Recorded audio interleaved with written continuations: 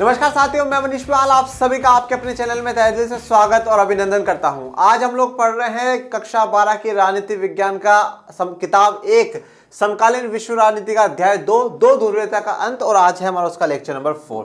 आइए जानते हैं कि आज के लेक्चर में हम लोग क्या कवर करेंगे। आज हम लोग पढ़ेंगे कि सोवियत संघ का विघटन क्यों हुआ। लास्ट लेक्चर में हम लोगों ने जान लिए थे गोर्बाचेव भैया के सारे सुधार, कि गोर्बाचेव भैया ने कौन कौन से सुधार करे और वो सुधार भी कहीं ना कहीं विघटन का एक कारण बनेंगे। पर सिर्फ और सिर्फ गोर्बाचेव भैया के सुधार विघटन का कारण नहीं है। कैसे टूट गया सोवियत संघ, वो आज का हमारा मुद्दा रहेगा।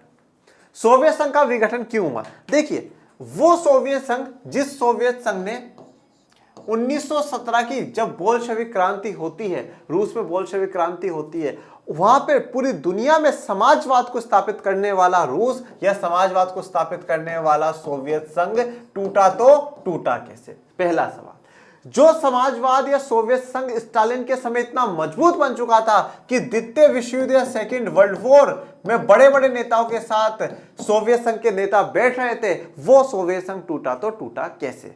जिस सोवियत संघ की अमेरिका के बाद दुनिया में सबसे बेहतरीन अर्थव्यवस्था थी, वो सोवियत संघ बर्बाद हुआ तो हुआ कैसे?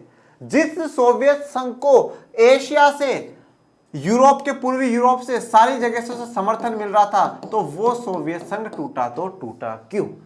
ये सवाल आपके दिमाग में भी घर करते होंगे, ये सवाल सभी विद्यार्थियों के दिमाग में घर करते होंगे कि इतना मजबूत शक्तिशाली जो संगठन बन चुका था सोवियत संघ या यूएसएसआर, वो क्यों टूटा? जब उसकी अर्थव्यवस्था सही चल रही थी, उसकी राजनीतिक व्यवस्था उसकी सही थी, तो ऐसे क्या कारण रहे, क्यों वो इतना मजबूत राष्ट्र, इतना मजबूत संगठन बिल्कुल एक साथ टूट जाता है? तो टूटा क्यों? अब आप में से कुछ लोग ये कहेंगे कि गोर्बाचेव भैया के सुधार रहे और सुधारों के कारण वो टूट गया। सिर्फ और सिर्फ गोर्बाचेव भैया के सुधारों को ये कहना कि उनके कारण सोवियत संघ टूटा है, तो ये बिल्कुल गलत बात है। काफी कारण ऐसा रहे पहले, जैसे कि आप कह सकते हैं अंदरूनी जो व्यवस्थाएं थी उसमें कमजोरी रही। अंदरूनी वाले में अर्थव्यवस्था की भी आज बात कर लेंगे। राजनीतिक जो व्यवस्था है वो थोड़ी सी खराब हो चुकी थी। पॉलिटिकल कारण आप कह सकते हैं, कौन कौन से रहे उन पर भी चर्चा करेंगे।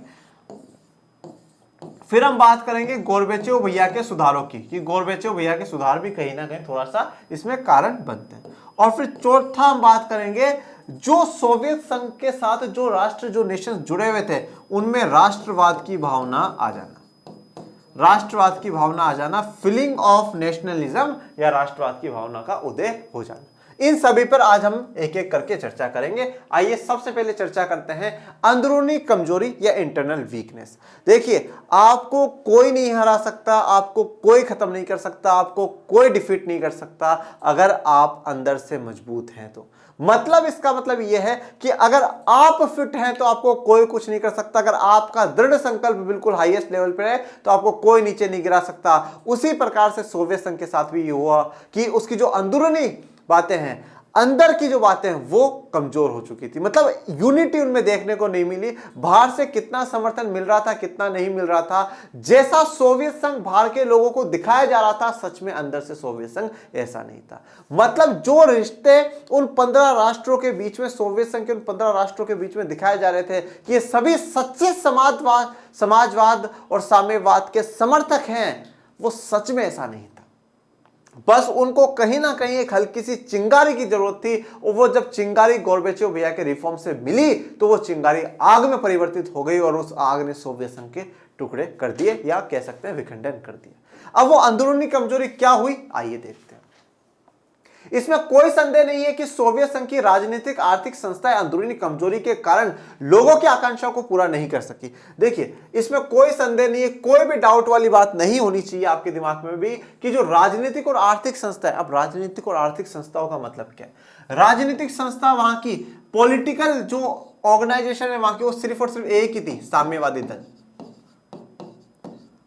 यही पूरे देश में राजनीति कर रही है, यही इस पूरे देश को चला रही है। तो ये जो राजनीतिक संस्था है, साम्यवादी दल या कम्युनिस्ट पार्टी, वो, और वहां की जो आर्थिक संस्था है, उनकी जो आर्थिक व्यवस्था है, आप कह सकते हैं जो समाजवाद की जो नीति है, ये अंदरूनी कमजोरी के कारण लोगों की आकांक्षाओं को पूरा नहीं कर सकी, मतलब जो लोगों की इच्छाओं थी वो पूरा नहीं कर सकी। मतलब आप कह सकते हो कि समाजवाद और साम्यवाद की जो नीति थी, समाजवाद और साम्यवाद की जो पॉलिसी थी, वो लोगों की इच्छाओं को, आकांक्षाओं को पूरा कंप्लीट नहीं कर पाई।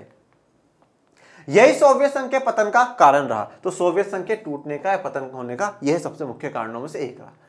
कई सालों तक अर्थव्यवस्था गतिरोध रही। अब इनमें अंदरूनी कमजोरी में भी सबसे जो इंपॉर्टेंट पहला रहा वो अर्थव्यवस्था का रहा। जैसे कि मैंने आपको क्या बताया, राजनीतिक और आर्थिक। तो पहले हम आर्थिक की बात करेंगे, आर्थिक कारण कौन कौन से रहे, फिर हम बात करेंगे राजनीतिक कारण कौन कौन से रहे। तो सबसे पहला तो कई सालों तक क्या रहा, अर्थव्यवस्था गतिरोध रही। गतिरोध का मतलब क्या हो गया, अर्थव्यवस्था रुक सी गई। अर्थव्यवस्था में उतना विकास नहीं हो पाया जितना कि पश्चिम के देशों में हो रहा था या पूंजीवादी देशों में हो रहा था। मैंने आपको लास्ट के लेक्चर्स में भी ये चीज समझाई है कि अगर आप जब बात करते हैं कैपिटलिस्ट कंट्री की और आप बात करते हैं सोशलिस्ट कंट्री की, पूंजीवादी देश की और समाजवादी देश में जब आप बात करते हो डिफरेंस देखेंगे। देखिए, पूंजीवादी देशों का फंडा सीधा सा क्लियर है, उनका सीधा सा फंडा क्लियर है कि अगर कोई भी व्यक्ति में हुनर है और अपना बिजनेस लगाना चाहता है, वो बिजनेस लगाए, बस सरकार को एक टैक्स दे दे, सरकार को एक रकम दे दे, बाकी मस्त रहे, बिंदास रहे, कोई दिक्कत वाली बात नहीं है। जितना बिजनेस करना है उतना बिजनेस करे, कोई दिक्कत नहीं। बाहर से भी अगर कोई कंपनी आकर के बिजनेस करना चाहती है तो करो, हमें कोई आपत्ति या कोई दिक्कत नहीं, ठीक है। और इससे क्या होगा, उस देश को भी फायदा होगा जहां पे फैक्ट्री या कंपनी लग रही है। जैसे मान लीजिए अमेरिका में लग रही है तो अमेरिका के को फायदा है, अमेरिका के लोगों को रोजगार मिल जाएगा, अमेरिका की सरकार को टैक्स मिल जाएगा, हर प्रोडक्ट पे मेड इन अमेरिका लिखा जाएगा। टेक्नोलॉजी जो बाहर से कंपनियां आएंगी वो बेहतर टेक्नोलॉजी लेकर के आएंगी। मतलब आपको चारों तरफ विकास ही विकास देखने को मिलेगा, सब कुछ बेहतर चल रहा है। अब जो ये कंपनियां सरकार को पैसा देगी उससे क्या होंगे, विकास कार्य हो जाएंगे, मतलब डेवलपमेंट के काम हो जाएंगे। परंतु अब यहां पर देखो सोशलिज्म में, आप समाजवाद में अगर फैक्ट्री लगानी है तो किसको लगानी है, सरकार को लगानी। सबको रोजगार देना है तो किसको देना है, सरकार को देना है। विकास अगर किसी को करना है तो सरकार को करना है। मतलब यहां पे क्या है, प्राइवेट वाले को तो बिल्कुल भी रोल दिया ही नहीं, प्राइवेट वाले को तो बिल्कुल भी इन्वॉल्वमेंट दिया ही नहीं, ठीक है। ये बिल्कुल एक इस प्रकार से है जैसा कि आप देखिएगा कि घर में हस्बैंड और वाइफ होते हैं, ओके, घर में हस्बैंड और वाइफ होते हैं। पूंजीवादी व्यवस्था कुछ इस प्रकार की है कि हाँ, पति भी कमाओ और पत्नी भी कमाओ, कोई दिक्कत नहीं है, घर का खर्चा चलना चाहिए। अब जब मान लीजिए पति भी 50,000 कमा रहा है और पत्नी भी मान लीजिए 50,000 कमा रही, तो 1 लाख की इनकम हो रही है, बड़ी दिक्कत है। कोई दिक्कत ही नहीं है, सब कुछ बढ़िया चल रहा है। जो भी खर्चे आएंगे उन खर्चों को हम शॉर्ट आउट कर लेंगे। कभी उधार की जरूरत हुई तो पति उधार ले आएगा, कभी जो पत्नी है वो उधार ले आएगी। तो पूंजीवादी व्यवस्था इस प्रकार की, मतलब सरकार भी करो और जो प्राइवेट कंपनियां हैं वो भी काम करो। परंतु सोशलिज्म क्या है, इस प्रकार का कि जैसे मान लीजिए कि या तो सिर्फ और सिर्फ पति ही कमाएगा, पत्नियां नहीं कमाएंगी, या मान लीजिए सिर्फ और सिर्फ पत्नियां ही कमाएंगी, पति नहीं कमाएंगे। मतलब एक के हाथ में ही सारी की सारी जो पावर है वो एक के हाथ में ही है। और वो जब एक के हाथ में ज्यादा पावर होगी तो वो कहीं ना कहीं दबाव में भी आएगा, बर्डन में भी आएगा, प्रेशर में भी आएगा। वही प्रेशर क्या है, समाजवाद की सरकारें देख रही थी, वही प्रेशर सोवियत संघ की, रूस की सरकारें देख रही थी। तो इस कारण जब सारे काम ही सरकार को करने थे और सरकार के पास कोई गजब का सोर्स ऑफ इनकम नहीं था, इनकम का स्रोत नहीं था, आय का स्रोत नहीं था, तो जब क्या हुआ, फिर धीरे धीरे अर्थव्यवस्था गतिरोध होने लगी। मैं आपको बता देना चाहता हूं कि लेनिन ने 1917 में जब समाजवाद की क्रांति करी, 1917 से 1921 तक लेनिन पूरा समाजवाद के हिसाब से चलता है, पर 1921 में आकर के लेनिन ने एक नई पॉलिसी लागू करी जिसे कहा जाता है एनईपी, न्यू इकोनॉमिक पॉलिसी या नई आर्थिक नीति। उसमें कुछ हद तक समाजवाद के जो विचार हैं उनसे समझौता करा गया। लेनिन ये समझ चुके थे कि समाजवाद में पूर्ण रूप से हम विकसित नहीं हो सकते, उसके लिए थोड़ा बहुत हमें समझौते करने होंगे। और उसके लिए एक बहुत गजब का डायलॉग लेनिन कहते हैं, वो कहते हैं कि शेर अगर 3 कदम आगे बढ़ा ले और 1 पीछे कदम ले लेता है तो फिर भी वो 2 कदम आगे ही है। और वही काम अभी मैंने करा है, मतलब लेनिन ने करा है कि मैंने 3 कदम में ऑलरेडी आगे बढ़ गया था, तो मैं 3 कदम समाजवाद की तरफ चला गया था, 1 कदम ही पीछे बढ़ा है, अभी भी 2 तो मैं समाजवाद की आगे ही हूं, मैं समाजवाद की तरफ ही हूं। तो समय के साथ उन्होंने बदलाव करे, पर आगे के लोगों ने इन बदलाव को नहीं करा। अब जब सब कुछ सरकार करे, सरकार पे बर्डन आ रहा है, सरकार की कंपनियां उत्पादन नहीं कर पा रही है, तो फिर धीरे धीरे अर्थव्यवस्था गतिरोध हो जाएगी, उसमें समस्या आ जाएंगी। इससे उपभोक्ता वस्तुओं की बड़ी कमी हो गई और सोवियत संघ की आबादी का एक बड़ा हिस्सा अपनी राज्य व्यवस्था को शक की नजर से देखने लगा, उस पर खुलेआम सवाल खड़े करने शुरू कर दिए। सबसे पहले तो यहाँ पर आप उपभोक्ता वस्तुओं को समझिए। उपभोक्ता वस्तुएं क्या होती है? अगर मैं इन्हें इंग्लिश में कहूं तो इन्हें इंग्लिश में कहा जाता है कंज्यूमर गुड्स। बच्चों क्या कहा जाएगा? Consumer goods. दो प्रकार की वस्तुएं होती है बेटा, एक होती है उपभोक्ता वस्तुएं जिन्हें हम कहते हैं कंज्यूमर गुड्स, और दूसरी होती है कैपिटल गुड्स या जिन्हें हम पूंजीगत वस्तुएं कहते हैं, या उत्पादक वस्तुएं भी आप कह सकते हैं। देखिए, उपभोक्ता वस्तुएं वो हैं जो कि उपभोक्ता के उपभोग करने के लिए बनाई गई। उपभोक्ता के उपभोग करने के लिए मतलब क्या है? जैसे कि मान लीजिए ब्रेड बनी, ब्रेड मेरे खाने के लिए बनी, उपभोग करने के लिए बनी, मस्त रहो। टी शर्ट है, टी शर्ट मेरे पहनने के, उपभोक्ता कौन है? जो वस्तुओं को उपभोग करता हो, कंज्यूम करता हो, इस्तेमाल उनका करता हो, वो उपभोक्ता है। टी शर्ट मेरे पहनने के लिए बनी, मैंने कर ली। जींस मेरे पहनने के लिए बनी, मैंने कर लिया। मोबाइल मेरे चलाने के लिए बना, मैंने कर लिया। गिलास मेरे लिए पानी पीने के लिए बना है, मैंने कर लिया। ठीक है, ये सब कुछ क्या? उपभोक्ता की इस्तेमाल की चीजें, ये उपभोक्ता की वस्तु। दूसरी तरफ आती है उत्पादक या पूंजीगत वस्तुएं। वो उपभोक्ता के इस्तेमाल के लिए नहीं है, वो उपभोक्ता की वस्तुओं को निर्मित करने के लिए। जैसे कि फॉर एग्जांपल क्या है, टी शर्ट बनाने वाली जो कंपनी है, अब उसमें क्या है, काफी मशीनरी का इस्तेमाल हो रहा होगा। ठीक है, काफी मशीन का इस्तेमाल हो रहा होगा, पर ये जो मशीनें बनी है वो भी तो कहीं ना कहीं किसी ना किसी कंपनी में, किसी ना किसी फैक्ट्री में बनी होगी। ऐसा तो है नहीं आसमान से गिर गई, वो भी किसी ना किसी फैक्ट्री में बनी होगी। तो इस फैक्ट्री ने जो उत्पादन करा है वो किसका करा है? उत्पादक वस्तुओं का करा है। ठीक है, वो डायरेक्टली उपभोक्ता के काम नहीं आ रही है, वो उपभोक्ता वाले सामानों को बनाने के काम आ रही है। फॉर एग्जाम्पल ये स्मार्ट बोर्ड, ये स्मार्ट बोर्ड क्या है? उत्पादक वस्तु है। यह आप लोगों को, उपभोक्ताओं को अच्छा पढ़ाने के लिए, बेहतर सुविधाएं देने के लिए आपके लिए इस्तेमाल करा जा रहा है। मतलब हम प्रोड्यूसर्स जो है वो इसका इस्तेमाल कर रहे हैं। तो यहां पर जो उपभोक्ता वस्तुएं हैं जिनका डायरेक्ट कंज्यूमर्स उपभोग कर रहे थे, उनको ले रहे थे, उनकी क्या हो गई? बड़ी कमी हो गई, मतलब बहुत कम हो गई। मतलब आप कह सकते हो जो कि लोगों के लिए जिन वस्तुओं की, सेवाओं की आवश्यकता होती है, वो वस्तुएं, सेवाएं कम हो गई।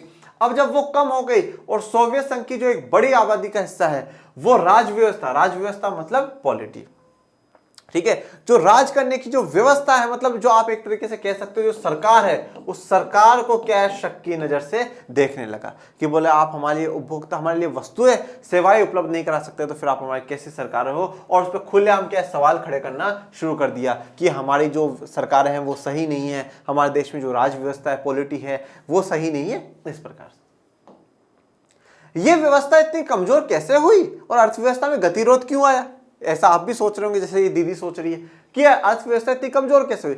जब हम लोगों ने लेक्चर 1 और 2 पढ़ा तो उसमें मैंने ये कहा कि अमेरिका के बाद दुनिया में सबसे मजबूत अगर अर्थव्यवस्था किसी की है तो वो SU की है, मतलब सोवियत यूनियन या सोवियत संघ की है। तो यह अर्थव्यवस्था इतनी कमजोर कैसे हो गई? क्या एक दिन में ही हो गई? क्या ये कमजोर क्यों हुई? और इस अर्थव्यवस्था में गतिरोध या मतलब आप कह सकते हो रुकावटें क्यों आई? ये बिल्कुल क्यों रुक गई है अर्थव्यवस्था? ये जानते हैं। सोवियत संघ ने अपने संसाधनों का अधिकांश परमाणु हथियार और सैन्य साजो सामान पर लगाया, बस सबसे बड़ा कारण यही था। मैंने क्या कहा कि अमेरिका एक पूंजीवादी देश है। अमेरिका ने क्या करा? किसी एक बाहर की कंपनी से हाथ मिलाया और बोला आप गुड्स और बनाइए, आप चलाते रहिए। तो कंज्यूमर गुड्स वो बना रहे हैं और सेना के सामान जो है वो सरकार बना रही, तो बढ़िया चल रहा था। पर मैंने यहाँ पे क्या कहा? यहाँ तो सब कुछ सरकार को करना है। अब सरकार तो क्या है, वरीयता देती है कि हाँ ये काम पहले जरूरी है, फिर ये। ओके, तो हमें क्या करना है? इस बात को बिल्कुल जरूरी एक्सप्लेन हम लोगों को करना होगा। ओके, तो जरूरी हमें क्या करना होगा? एक्सप्लेन करना होगा। तो परमाणु हथियार और सैन्य साजो सामान पर लगा दिया। तो अब क्या हुआ है? जब सरकारों ने उपभोक्ता की वस्तुओं पर पैसा खर्च नहीं करा, और पहले तो सेकंड वर्ल्ड वॉर में सारा का सारा पैसा खर्च कर दिया। सेकंड वर्ल्ड वॉर में पैसा क्यों खर्च हुआ? क्योंकि वहां पर क्या है, वहां पर आप बिल्कुल ऐसा तो है नहीं कि होली वाली पिचकारी लेकर के चले जाओगे लड़ने के लिए, ठीक है। वहां पे तो बहुत अच्छी वाली बंदूकें चाहिए, तोप चाहिए, गोलियां चाहिए, बारूद धमाके वाले चाहिए, ठीक है। तो उन परमाणु हथियारों पे पहले पैसा खर्चा कर दिया। फिर उसके बाद कोल्ड वॉर मतलब शीत युद्ध शुरू हो गया। अब जब शीत युद्ध शुरू हो गया तो डर कि अमेरिका कभी नहीं हम पे हमला कर दे तो और बनाओ, फिर और कहीं हमला नहीं कर दे तो और बनाओ। तो इन पे क्या हुआ? ज्यादा से ज्यादा जो खर्चा वो किस पे करा गया? परमाणु हथियारों पे और सेना पे करा गया। इन पे ज्यादा खर्चा कर दिया गया। तो अब सरकार के पास इतना, सोवियत संघ की सरकार के पास इतना पैसा नहीं बचा कि वो उपभोक्ता वस्तुओं के लिए या बाकी दूसरी चीजों पे पैसा खर्च कर सके। उसने अपने संसाधन पूर्वी यूरोप के अपने पिछलग्गू देशों के विकास पर भी खर्च किए ताकि वे सोवियत नियंत्रण में बने रहे। देखो, अब आपसे कभी भी ये सवाल पूछा जाए कि सोवियत संघ की अर्थव्यवस्था गतिरोध क्यों हो गई, तो उसके कारण बता रहा हूं मैं आपको। पहला तो ये, अब दूसरा ये, सोवियत संघ में सबसे बड़ा जो राष्ट्र था, देश था, वो था रूस। रूस के साथ जो सोवियत संघ में मिले हैं दो प्रकार के देश मिले, एक पूर्वी यूरोप के और एक मध्य एशियाई देश, ठीक है, जिन्हें हम सेंट्रल एशियन रिपब्लिक्स या कार कंट्रीज जिन्हें कहते हैं, ये है पूर्वी यूरोप के देश। ओके, अब इन्होंने क्या करा, रूस ने जो है अपने संसाधन, जो अपने रिसोर्सेस थे, ठीक है, उनको पूर्वी यूरोप के पिछलग्गू देशों के विकास पे, मतलब जो देश यहाँ पे रहे और जो पिछड़ चुके हैं, बैकवर्ड रह चुके हैं, उन देशों के विकास पे भी खर्चा करा। क्यों करा? क्योंकि नहीं तो कल को ये अलग हो जाएंगे, अलग हो जाएंगे। साथ रखने के लिए कुछ ना कुछ तो आपको मिठास देनी होगी ना, तो उन पे भी खर्चा किया तो और भी क्या हो गया, नुकसान हो गया। इससे सोवियत संघ पर गहरा आर्थिक दबाव बना और सोवियत व्यवस्था इसका सामना नहीं कर सकी। तो पहले तो परमाणु हथियार और सैन्य साजो सामानों पर, दूसरा पूर्वी यूरोप के देशों के विकास पर खर्चा करने से आर्थिक दबाव बना सोवियत संघ पर और सोवियत व्यवस्था इसका सामना नहीं कर सकी। पश्चिमी मुल्कों की तरक्की के बारे में सोवियत संघ के आम नागरिकों की जानकारी बढ़ी। वे अपनी राज व्यवस्था और पश्चिमी देशों की राज व्यवस्था के बीच मौजूदा अंतर भाप सकते थे। अब देखो, पहले क्या था, पहले बिल्कुल एक ऐसा सीन क्रिएट कर रखा था कि सोवियत संघ की जो व्यवस्था है ना, वो बहुत बेहतर है। समाजवाद की व्यवस्था, साम्यवाद की जो व्यवस्था है, ये बहुत बेहतर व्यवस्था है। पश्चिम हमारे कहीं पे भी टच नहीं होता। मतलब लोगों को आप कह सकते हो, लोगों से बहुत बड़े बड़े वादे करे होते, लोगों को आप कह सकते हो कि लोगों को ऐसा बता रखा था, यार हमसे बेहतर तो कुछ है ही नहीं। पर अब धीरे धीरे जैसे जैसे समय आगे निकलता जा रहा था और जिस प्रकार से सोवियत संघ पिछड़ता जा रहा था और जो पश्चिम के देश है जहां पर पूंजीवाद था, लोकतंत्र था, वहां के जब विकास देखा तो लोगों को लगा यार हमें तो बेवकूफ बनाया जा रहा है, हमें तो पागल बनाया जा रहा है। तो यहां पर पश्चिमी मुल्कों की जो तरक्की है, पश्चिम के मुल्क मतलब जो पश्चिमी गठबंधन में है, पूंजीवादी लोकतंत्र को अपना करके बैठे हैं, उन मुल्कों मतलब उन देशों की तरक्की के बारे में सोवियत संघ के आम नागरिकों को जानकारी हो गई, जनता को अब जानकारी हो गई। और जब जनता को जानकारी मिलती है तो जनता क्या हो जाती है, जागरूक हो जाती है। जनता जाग चुकी थी, जागो भाई जागो, और जनता जाग चुकी थी। जनता को ये पता चल चुका था कि अब सवेरा हो चुका है, मतलब इतने समय तक हमें अंधेरे में रखा गया था, अब सवेरा हो चुका है। इसका अर्थ ये था कि हमें इतने समय तक कहा गया कि सोवियत संघ की सारी व्यवस्थाएं बेहतरीन है, सोवियत संघ की नीति समाजवाद साम्यवाद की बेहतरीन है, पर ये सिर्फ और सिर्फ झूठ के अलावा कुछ भी नहीं है। जो व्यवस्थाएं बेहतरीन है वो किसकी है, पश्चिमी देशों की हैं। तो अब वहां के लोगों को जानकारी हो गई, उनमें जागरूकता आ गई। अब जागरूकता आ गई तो वो अपनी राज्य व्यवस्था में, मतलब अपने देश की सरकार में, अपने देश की जो व्यवस्था है उनमें, और जो पश्चिम के देश हैं उनकी राज व्यवस्थाओं में, उनमें वो क्या कर सकते थे, तुलना कर सकते थे, उनमें अंतर को भाप सकते थे, मतलब डिफरेंस का पता लगा सकते थे कि हम कहां और वो कहां। ठीक है, हम दिन पे दिन पिछड़ते जा रहे हैं और वो दिन पे दिन ऊपर उठते जा रहे हैं, मतलब विकास की ऊंचाइयों को छूते हुए जा रहे हैं। तो तीसरा कारण आप ये भी कह सकते हो कि लोगों में जागरूकता का भाव आना। सालों से इन लोगों को बताया जा रहा था कि सोवियत राज व्यवस्था पश्चिम के पूंजीवाद से बेहतर है। ठीक है, तो मैंने क्या कहा कि सवेरा हो गया है, अंधेरा टल गया है। तो इतने समय तक उनको अंधेरे में रखा गया, मतलब क्या था कि उनको इतने सालों तक यही बात कही गई कि सोवियत की राज व्यवस्था पश्चिमी पूंजीवाद से 100 गुना बेहतर है, बहुत बेहतर है। वहां पे तो देखो लोगों को रोजगार भी नहीं है, लोगों के लिए जो मूलभूत सुविधाएं होनी चाहिए वो भी नहीं है। वहां तो सिर्फ और सिर्फ जो मालिक होता है वो कमाता है, यहाँ सरकार आप सब में बांट रही है। तो जो हमारी राज्य व्यवस्था है, मतलब सोवियत की राज्य व्यवस्था बेहतरीन है, किससे, पश्चिम के पूंजीवाद से। लेकिन सच्चाई यह थी कि सोवियत संघ पिछड़ चुका था और अपने पिछड़ेपन की पहचान से लोगों को राजनीतिक मनोवैज्ञानिक रूप से धक्का लगा। पर रियलिटी क्या थी, देखिए, सच लंबे समय तक नहीं छुप सकता, सच को लंबे समय तक अंधेरे में नहीं रखा जा सकता। सच्चाई लोगों के सामने आई और यह आई कि सोवियत संघ काफी पिछड़ चुका है, काफी ही पिछड़ चुका है। और इस पिछड़ेपन की पहचान से अब जब लोगों को लगा यार हमारा देश इतना पिछड़ चुका है, इतना बैकवर्ड रह चुका है, तो राजनीतिक मनोवैज्ञानिक रूप से लोगों को क्या लगा, धक्का लगा कि हम इतना पीछे कैसे हो गए। तो आर्थिक कारणों का तो आपको पता चल गया कि किस प्रकार से सेना पे खर्चा करा गया, जो अपने पिछड़े हुए देश है उन पे खर्चा करा गया। ठीक है, और फिर उनके कारण क्या हुआ, जब खर्चा होता गया और देश पिछड़ता गया तो लोगों को जागरूकता हुई, लोगों ने भी धीरे धीरे विरोध करना और उनको थोड़ा सा दुख हुआ। तो ये तो आर्थिक कारण हो गए। फिर बात करते हैं राजनीतिक कारण या पॉलिटिकल कॉजेज। सोवियत संघ प्रशासनिक और राजनीतिक रूप से गतिरोध हो चुका था। अर्थव्यवस्था तो गतिरोध हो ही चुकी थी, अर्थव्यवस्था तो रुक ही चुकी थी, यहाँ पर प्रशासनिक और राजनीतिक रूप से भी क्या हो चुके थे, गतिरोध हो चुके थे। यहाँ पर भी जो स्पीड है वो रुक चुकी थी। और हमने क्या देखा है कि यहाँ की जो नौकरशाही का दबदबा बढ़ता जा रहा था, ठीक है, मतलब साम्यवादी दल जो चाह रहा है वही हो रहा है। यहाँ पर प्रशासन में आपके लिए छूट नहीं है, लोकतंत्र तो वैसे भी नहीं, बिल्कुल भी नहीं। तो वह जो साम्यवादी दल चाहता है, जो उसके नेता डिसाइड कर लेते हैं, सब कुछ वही हो रहा है। तो लोगों को इस प्रकार की जो पाबंदियां है, ये जो जंजीरें जो उन पे लगाई गई, ये उनको पसंद नहीं है। सोवियत संघ पर कम्युनिस्ट पार्टी ने 70 सालों तक शासन किया और ये पार्टी अब जनता के प्रति जवाबदेही नहीं रह गई। तो 70 सालों तक किसने, कम्युनिस्ट पार्टी ने, साम्यवादी दल ने शासन करा, पर अब ये जनता के प्रति जवाबदेह नहीं थी। ठीक है, मतलब जनता को बिल्कुल भी जवाब नहीं देती थी कि भाई हम ये काम कर रहे हैं तो क्यों कर रहे हैं, इसके पीछे ये कारण है, ये लॉजिक है, बस वो तो सिर्फ और सिर्फ अब अपनी मनमानी करने लगे थे। अब गतिरोध प्रशासन, अब देखिए, अब आप राजनीतिक कारणों में क्या क्या देखेंगे। पहला, गतिरोध प्रशासन, भारी भ्रष्टाचार। अब प्रशासन बिल्कुल गतिरोध हो चुका, मतलब कोई कार्य नहीं हो रहा, भारी भ्रष्टाचार, भयंकर वाला भ्रष्टाचार हो रहा है। मतलब जो साम्यवादी दल के नेता हैं वो खूब भ्रष्टाचार कर रहे हैं, अधिकारी उनके हिसाब से बैठे हैं, वो भ्रष्टाचार कर रहे हैं। अपनी गलतियों को सुधारने में व्यवस्था की अक्षमता, मतलब, और जो व्यवस्था ने अपनी गलतियां करी है, साम्यवादी दल ने जो भी गलतियां करी हैं, या जो प्रशासन है उन्होंने जो भी गलतियां करी है, उसमें संभालने में, उन व्यवस्था को सुधारने में अक्षमता, मतलब इनकेपेबल थे, क्षमता नहीं है कि भाई हम उसको क्या कर सके, फिर से सुधार सके। शासन में ज्यादा खुलापन लाने के प्रति अनिच्छा, शासन में ज्यादा खुलापन, ओपननेस लाने के विरोध में, या इच्छा नहीं। ओपननेस का मतलब क्या होता है कि भैया जो भी शासन में काम हो रहा है, जो भी प्रशासन में काम हो रहा है, वो बिल्कुल खुला हो, ओपन हो, किसी से छुपा हुआ नहीं हो।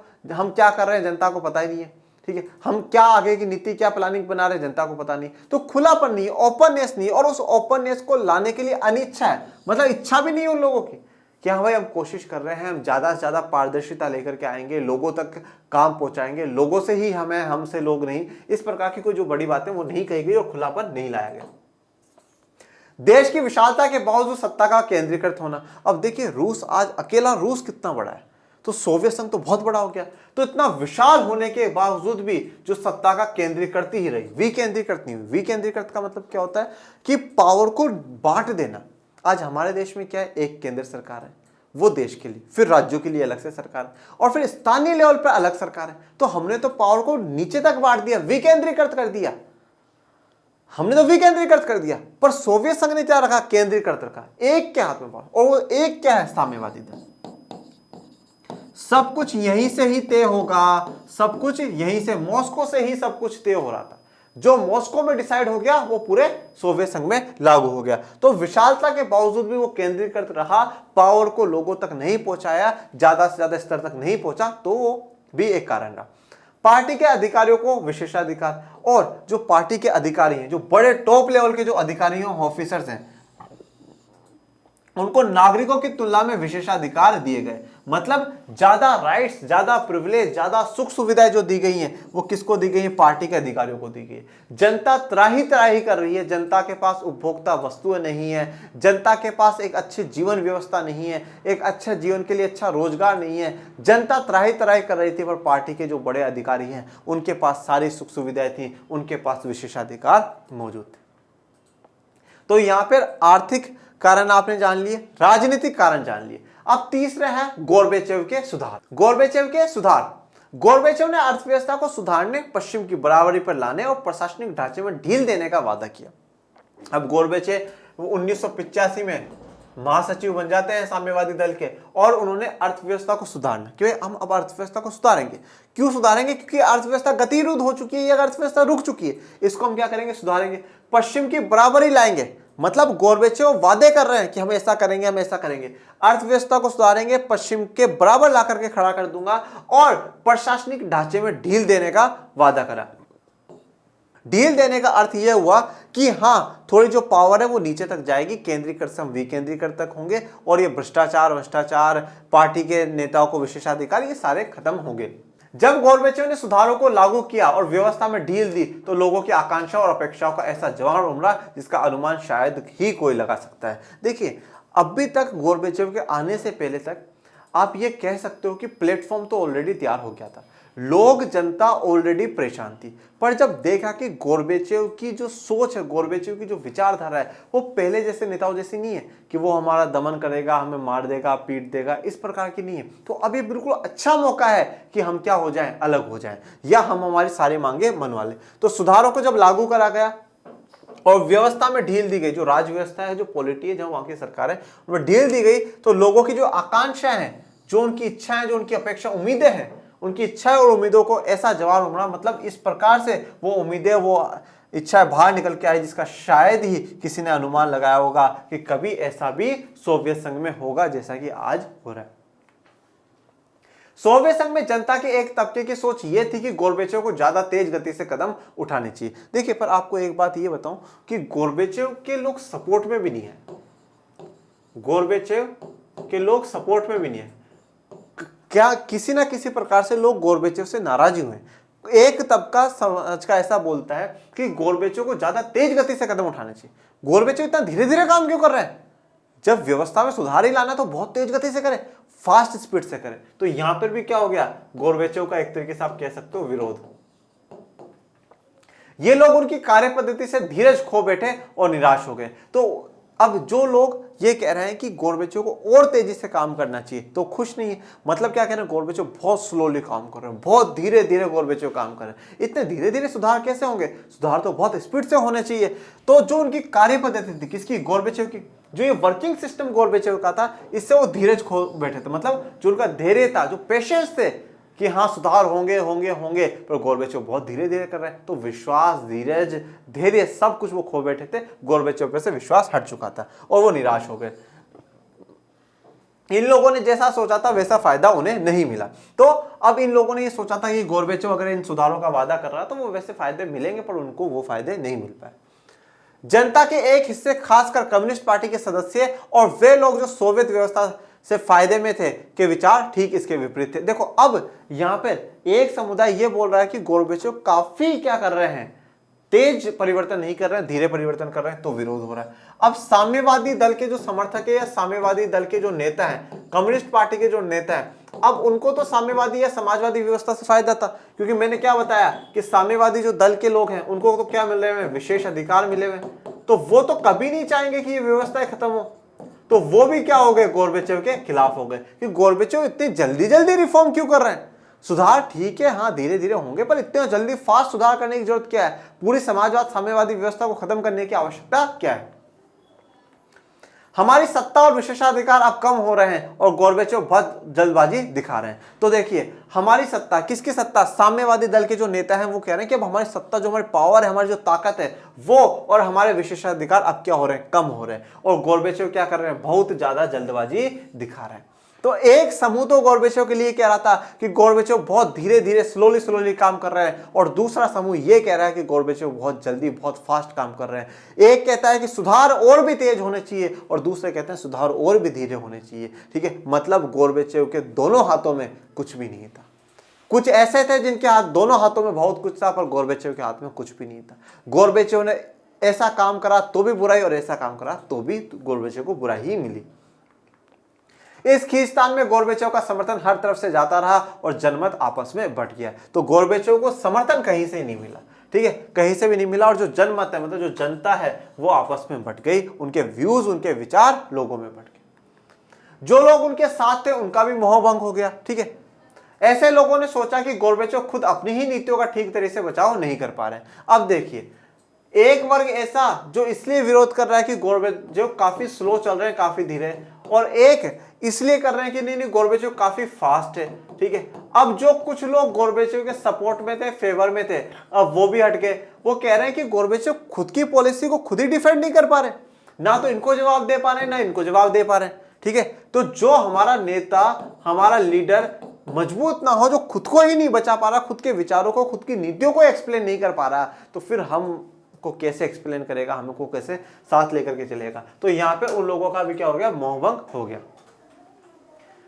फिर है सबसे most and the most important कारण सोवियत संघ के टूटने का, राष्ट्रवादी भावना और संप्रभुता का उभारना। देखिए, अब यहां पे अगर गोर्बेचेव सुधार नहीं करते तो भी सोवियत संघ टूटता। अगर आर्थिक राजनीतिक स्थितियां थोड़ी बहुत बिगड़ती तो भी टूटता। तो अगर लोग ये कहते हैं कि सोवियत संघ का जो विघटन हुआ वो गोर्बेचेव के सुधार के कारण हुआ, पर मैं ये कहता हूं कि अगर गोर्बेचेव सुधार नहीं करते, गोर्बेचेव वैसी की वैसी व्यवस्थाएं चलाते लाते जैसे कि लेनिन के समय से चलती हुई आ रही है, तो भी सोवियत संघ का विघटन होता। क्यों होता? क्योंकि जो सोवियत संघ में जो राष्ट्र, जो देश जुड़े हुए थे, उनमें क्या राष्ट्रवादी भावनाओं का उभार हो चुका था। अब वो राष्ट्रवादी भावना चाहते, मेरा राष्ट्र, मेरा देश। और राष्ट्र क्या है? एक संस्कृति का प्रतीक। हम एक संस्कृति के, एक कल्चर के लोग हैं, तो ये हमारा राष्ट्र है। हमारे राष्ट्र पे ध्यान ही नहीं दे रही सोवियत संघ। साम्यवादी दल हमारा विकास नहीं करी, हमारे भाषा को, हमारी संस्कृति को, सबको दबा दिया। ये चीजें हम लोगों ने देखी है लास्ट के लेक्चर्स में। तो जब अपनी संस्कृति जाते हुआ देखा, अपना कल्चर जाता हुआ देखा, अपनी भाषा को खोते हुए जब उन लोगों ने देखा, तो बोला नहीं भाई, ये तो नहीं चलेगा, ये तो नहीं चलेगा। और फिर वो सोने पर सुहागा हो गए गोर्बेचेव के सुधार। जब गोर्बेचेव ने सुधार करे और धीरे धीरे ऐलान कर दिया कि सोवियत संघ से टूटता है, तो भैया इनके तो हो गई मौज। बोले बहुत बढ़िया। तो राष्ट्रवादी भावनाओं और संप्रभुता का उभरना। देखिए, संप्रभुता का मतलब इंग्लिश में होता है सोवरेन। सोवरेन या सोवरेनिटी जिसे आप कहते हैं, इसका अर्थ ये होता है कि हम संपूर्ण रूप से हम आजाद हैं। यह क्या लिखा है? संप्रभुता। इसका मतलब होता है कि हम पे किसी का ही प्रभुत्व नहीं है, हम पे किसी का ही वर्चस्व नहीं है, हम हमारे आजाद हैं। और आजाद होने का मतलब क्या है? देश के अंदर क्या होगा ये फैसले कौन लेगा? हम खुद लेंगे, हमारी सरकारें लेंगी, कोई बाहर की सरकारें नहीं लेंगी। देश के बाहर कौन से देश से हमें क्या संबंध रखने, क्या नहीं रखने, ये फैसला कौन लेगा? हम लोग लेंगे, कोई हमें सिखाएगा नहीं। हम लोग बिल्कुल संप्रभु हैं, बिल्कुल आजाद है। तो अब राष्ट्रवाद भावना और संप्रभुता की जो भावना, इनका उभरना शुरू हो चुका था। रूस और बाल्टिक गणराज्य एस्टोनिया, लताविया, लिथुआनिया, यूक्रेन तथा जॉर्जिया जैसे सोवियत संघ के विभिन्न गणराज्य इस उभार में शामिल थे। अब देखिए कहां कहां पर ये राष्ट्रवादी भावनाएं उठी, कहां कहां पर ये संप्रभुता वाली भावनाएं उठी, कहां कहां पर ये लगा कि नहीं हमारी संस्कृति को दबा दिया गया है, हमारे कल्चर को दबा दिया गया है, हमारी शिक्षा को, हमारी भाषा को, हमारे पूरे जीवन शैली को दबा दिया गया है। कहां कहां उठा? तो भैया आ जाओ रूस। ठीक है, रूस। रूस के बाद बात आती है बाल्टिक गणराज्य। इनको इंग्लिश में हम कहते हैं बाल्टिक रिपब्लिक्स। ठीक है, बाल्टिक रिपब्लिक्स। अब आप ये पूछोगे सर बाल्टिक का मतलब क्या है? तो मुझे एक बात बताओ, बाल्टी देखिए जीवन में, घर में जो बकेट होती है ना, बकेट होती है, जिस बकेट को भर के फिर हम लोग नहाते हैं, तो उसे बोला जाता है बाल्टी। अब आप लोग क्या बोलते हो मुझे नहीं पता। ठीक है, तो बाल्टी, और बाल्टी में क्या भर रखा है? पानी भर रखा है। तो ये बाल्टिक जो नाम आया वो कहां से आया? एक यहाँ पर बाल्टिक सी है बेटा। क्या नाम है? बाल्टिक सागर है, बाल्टिक सी है। तो उस बाल्टिक सी के जो पास में 3 देश हैं, कौन कौन से? एस्टोनिया, लताविया और लिथुआनिया। ये तीनों देश, एस्टोनिया, लताविया और लिथुआनिया, इन तीनों देशों को क्या कहा जाता है? बाल्टिक गणराज्य कहा जाता है। क्या कहा जाता है? बाल्टिक गणराज्य। तो कैसे याद रखोगे? बाल्टिक के नाम से।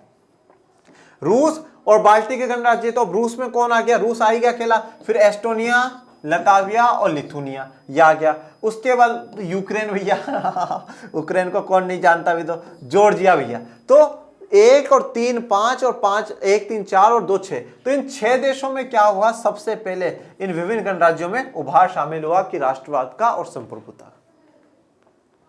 राष्ट्रीयता और संप्रभुता के भावों का उभार सोवियत संघ के विघटन का अंतिम और सर्वाधिक तात्कालिक कारण सिद्ध हुआ। तो राष्ट्रीयता और संप्रभुता के भावों का जो उभार हुआ वो सोवियत संघ का विघटन का अंतिम, फाइनल और सर्वाधिक तात्कालिक, मतलब जो इमीडिएटली उस समय होने वाला कारण था, वो यही सिद्ध हुआ। ठीक है, अब देखिए अगर मैं ये कहता हूं कि अगर सोवियत संघ सभी को साथ लेकर के चलता, सबको उनकी संस्कृति मानने का अधिकार दिया होता, सोवियत संघ उनको पूरी आजादी देता, सोवियत संघ लोकतंत्र को अपना करके चलता, ठीक है, लोकतंत्र को अपना करके चलता, सभी को समान रखता, ठीक है, सभी को इक्वल रखता, बराबर रखता, ठीक है, सबको रेस्पेक्ट दी जाती, तो अगर भविष्य में ऐसा होता कि गोर्बेचेव सुधार करते, गोर्बेचेव, अगर ये आरोप लगाया जाता गोर्बेचेव कि सोवियत संघ को तोड़ दिया, अगर गोर्बेचेव ऐसी कोशिश करते तो फिर इन लोगों को टूटते नहीं, क्योंकि उनको पता था कि नहीं हमें तो बहुत कुछ मिला है सोवियत संघ से, हम क्यों जाएं। जैसे कि अभी हम बात करेंगे कार कंट्रीज की, जो कार कंट्रीज हैं उन्होंने क्या कहा, ये तो कहा है कि हम तो नहीं टूटना चाहते सोवियत संघ से, हमने लास्ट में देख लिया था, पर ये लोग क्यों टूटना चाह रहे हैं, ये वाले जो है ये क्यों टूटना, क्योंकि कहीं ना कहीं इनकी संस्कृति को दबा दिया गया था। तो यहाँ पर हम कहेंगे कि गोर्बेचेव की गलती नहीं। राष्ट्रीयता की भावना और तड़प सोवियत संघ के समूचे इतिहास में कहीं ना कहीं जारी थी, और चाहे सुधार होते या न होते, सोवियत संघ में अंदरूनी संघर्ष होता ही था। देखिए, अब ये जो राष्ट्रीयता की भावना है और ये जो तड़प है, ठीक है, ये सोवियत संघ के पूरे इतिहास में ही थी। ऐसा नहीं है कि गोरबेचेव के आने के बाद ही हुई है। और देखिए, आप हमेशा एक बात ध्यान रखिएगा, आज अगर कुछ भी घट रहा है तो उसका कहीं ना कहीं लिंक कहां पर होगा? इतिहास में होगा। तो गोरबेचेव के आते ही इतनी जल्दी जल्दी सब अलग हो गए, तो ऐसा तो है नहीं कि गोरबेचेव ने आते ही सबको बोला चलो चलो हो जाओ जाओ मजे से जाओ, ऐसा तो नहीं। कहीं ना कहीं उनके अंदर, उनके दिलों में वो बात शुरुआत से ही रही होगी। तो राष्ट्रीयता की भावना और तड़प कहीं ना कहीं उनके पूरे इतिहास में ही रही है, और सुधार चाहे होते या नहीं होते, पर सोवियत संघ में अंदरूनी संघर्ष होना ही था, ये अंदरूनी कॉन्फ्लिक्ट, ये झगड़े होने ही थे। अब देखिए, आवाज पहले भी उठी है, राष्ट्रवादी जो आंदोलन है वो पहले भी हुए, पर पहले क्या कर दिया गया था? दमन कर दिया गया था। और अब क्या है? गोरबेचेव ने दमन नहीं करा, बोला ठीक है, आप आजादी चाहते हो, आजाद हो जाइए। शीत युद्ध के दौरान बहुत से लोग सोचते थे कि सोवियत संघ के मध्य एशियाई गणराज्यों में राष्ट्रवादी आकांक्षाओं का उभार सबसे दमदार होगा, क्योंकि ये गणराज्य रूस से धार्मिक और नस्ली लिहाज से अलग और आर्थिक रूप में पिछड़े हुए हैं। देखिए, अब शीत युद्ध का जब समय चल रहा था तो काफी लोगों का यह सोचना था, ये जो मध्य एशियाई वाले देश हैं, इन मध्य एशियाई वाले देशों में कौन सा आते हैं? Kazakhstan, Kyrgyzstan, Turkmenistan, Uzbekistan, Tajikistan, ये जो 5 तान है ना, ठीक है ना, कजाकिस्तान, तुर्कमेनिस्तान, उज्बेकिस्तान, किर्गिस्तान, ये जो तान वाले देश हैं ये आते हैं। तो सबको ये लगता था कि अगर कभी भी सोवियत संघ टूटेगा ना, तो उनको तोड़ने में इनका बहुत बड़ा योगदान रहेगा, क्योंकि ये नस्ल, भाषा, धर्म, हर चीज पर क्या है, इन वालों से बिल्कुल अलग है, इन वालों से बिल्कुल अलग है। पर इसका क्या हुआ? बिल्कुल उल्टा हुआ। ये तो अभी भी चाहते थे कि नहीं नहीं, हम तो क्या हो, रूस के साथ मिले रहे, हम तो क्या है, सोवियत संघ के साथ मिले रहे, हम तो सोवियत संघ के साथ मिले रहे, और इनके ऊपर बहुत विश्वास था पूरी दुनिया को कि ये लोग कभी अलग नहीं होंगे। पर इन्होंने क्या कर दिया? अलग होने की बात कर दी। तो पहले शीत युद्ध के समय में यह हमेशा विश्वास रखा गया कि जब भी सोवियत संघ में उभार की बात आएगी, राष्ट्रवादी भावनाएं अगर सबसे पहले उठेंगी, वो मध्य एशियाई गणराज्यों में उठेंगी। क्यों? क्योंकि वो ये गणराज्य रूस के धार्मिक और नस्ल लिहाज से काफी डिफरेंट है, अलग है। परंतु ऐसा नहीं हुआ। लेकिन हुआ यह कि सोवियत संघ के प्रति राष्ट्रवादी असंतोष यूरोपीय और अपेक्षाकृत समृद्ध गणराज्यों रूस, यूक्रेन, जॉर्जिया और बाल्टिक क्षेत्र में सबसे प्रबल नजर आया। ठीक है, उम्मीद किससे लगाई जा रही थी कि जो मध्य एशियाई गणराज्य हैं, इनमें क्या होगा? राष्ट्रवादी भावनाएं उभरेंगी। ये जो कार कंट्रीज है, जिसे सेंट्रल एशियन रिपब्लिक कहा जाता है, मध्य एशियाई गणराज्य हैं, इनमें सबसे पहले राष्ट्रवादी भावनाएं उभरेंगी। पर ऐसा नहीं हुआ। हुआ कहां पर? राष्ट्रवादी भावनाएं कहां पर आई? ये आई यूरोप में, और यूरोप के भी उन देशों में जो अपेक्षाकृत के समृद्ध गणराज्य हैं, जिनके पास सब कुछ है, प्रोस्परस है, कोई किसी बात की कमी नहीं है, खूब बढ़िया चल रहा है, जैसे कि रूस, यूक्रेन, जॉर्जिया और बाल्टिक वाले क्षेत्र। इन गणराज्यों के लोगों में यह भाव घर कर गया कि ज्यादा पिछड़े इलाकों को सोवियत संघ में शामिल रखने की उन्हें भारी कीमत चुकानी पड़ रही है। अब यहां पर हुआ क्या एक्चुअल में? देखिए कि ये रूस, ये पूर्वी यूरोप के, और ये मध्य एशिया वाले, ओके। अब ये रूस को या बाकी जो कंट्रीज है ना, इनको ये महसूस हुआ कि हमारा जितना भी पैसा है ना, हमारा जितना भी पैसा किन के विकास पे खर्चा करा जा रहा है? इनके विकास पे। क्योंकि ये देश इनकी तुलना में, मध्य एशियाई गणराज्यों की तुलना में, रूस, यूक्रेन, जॉर्जिया, बाल्टिक क्षेत्र, ये अच्छे खासे विकसित देश है। मैंने कहा ना, समृद्ध देश है, तो इनके पास अच्छा था। अब पैसा इनसे लेकर के इन पे खर्चा किया जा रहा है, तो इन लोगों को ये लगा कि हमें इनके साथ रहने की, इनको साथ में, मध्य एशियाई गणराज्यों को साथ में रखने की हमें कीमत चुकानी पड़ेगी। मतलब हर जगह हमें खर्चा करना पड़ेगा। तो ये जो पिछड़े इलाकों है, इन पिछड़े इलाकों को सोवियत संघ में शामिल रखने की उन्हें भारी कीमत चुकानी पड़ेगी। किनको? ये जो समृद्ध यूरोपीय राष्ट्र हैं, उनको भारी कीमत चुकानी पड़ेगी। मतलब हमें नुकसान ना हो, इसलिए पहले ही पहले हम क्या हो जाते हैं? अलग हो जाते हैं। ओके, तो आज के लिए हमारा इतना ही। ये लेक्चर 4 कंप्लीट होता है। आपको कोई भी डाउट हो, आप कमेंट बॉक्स में मेंशन करिएगा, और ज्यादा से ज्यादा लाइक, शेयर, सब्सक्राइब करिए। मिलेंगे नेक्स्ट लेक्चर में, तब तक के लिए थैंक यू सो मच। जय हिंद, जय भारत।